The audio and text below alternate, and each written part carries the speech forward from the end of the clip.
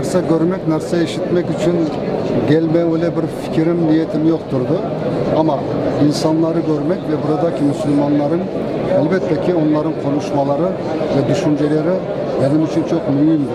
Umumen baksak bütün dünyada Müslümanların problemi aynı. 21. asırın problem Müslümanlar için tektir. Kırım'daki Müslümanların bugün problemi yok. Dini problem hiç yok. Tabii ki siyasi problemler var. Ama dini problemlerimiz yoktur. Şükürler olsun. Forumda milletvekilerimiz yaşayan tübeklerden meşrelerin en abroylu imamları hem müftileri çakırıldı. Rusya Federasyası'nın 65 tübekinden 928 vakit geldi. Bizge belki Kozan'da İslam Bilimi Akademiyası'nın buldurup ada vakti cikkendir. Bu akademinin buluğu buna da yine bizde İslam taklimetin, ilahiyat bilimin üstüne hiç şeksiz yardım eder idi. Bugün yaşlar naşar deyip, yaşlar buzuldu deyip küpsiliyiz. Eğer bu sınırlar dürüst iken bunda yaşlarının bir ayıbı da yok. Demek biz Ediyaniler, Ebi babalar, Allah'a Teala hoşunda ilgisi kuruşumuzdan işemegemiz, ütemegemiz. Şuna göre yeryüzünde bir güne şişilmegen mesele var, problemi var, bu kamil kişi terbiyeler. Меня удивляет, насколько некоторые татарские интеллектуалы боятся и стесняются ислама. Считают, что настало время более широкого взаимодействия и учета религиозно-мировоззренческого фактора, хотя бы для простой цели, чтобы молодежь не наблюдала диссонанс между современными культурными веяниями и многовековыми религиозными устоями. Tapkırlağı tablitsası bulmagan gerek.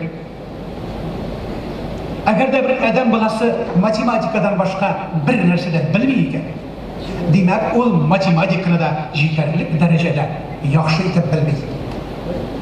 Şulay yok, birer din ehli dinden başka bir mesele bilmeyken, demek o dinini de yaxşı etip bilmeydi. Din ehillerimiz, onlar hem milletin tarihin, hem anın tilin, anın sanatın, gırıf gadetlerin, hem bir köp tillerini yaxşı etip bilirge deyiş. Til turunda bugün bir köp sülendi. Bunda hakikat köp. Buna göz yumsaq, bek naşar bilir. Buna ele benim aziz dostum, yaptaşım Fail Hazret yanavuldan ayta saldı. Biz rahatlanıp Tatarca söyleşiriz dedi. Ayı, bana benim balalarım da rahatlanıp Tatarca söyleşirler. Deyip öyle görmek istedim. Fail Hazret şımağını aytıp Tatarca aytıp etkende ihtiyar aşkı. Bana men Tatarca balalarım söyleşir. Hem sizlikler de söyleştin deyip ayta almayayım. Men yalan bulay deyip aytırga. Çünkü benim bir balam Moskov'da yaşı Rus şağına yaşı söyleşir, birisi İngiliz şağına söyleşir, birisi Türk şağına söyleşir. Hem Tatar dilinin bu kadar zayıflığına, bu kadar cehat hem tiz, şul şaklı benim yüreğim izgalana, bu ermiş benim jiliklerime düşer kardeşler. Bizning tamirlarimizga, bizning negizlerimiz qayadır şiri, qayadır anda infeksiya, şir kirgan. Nishik salomatlik yarlarına шығу usullarini biz albatta izlarga tegishliz. Eğer de bizim mescidlerimizde Tatar dili bulmayken, milletimizin geleceği yok.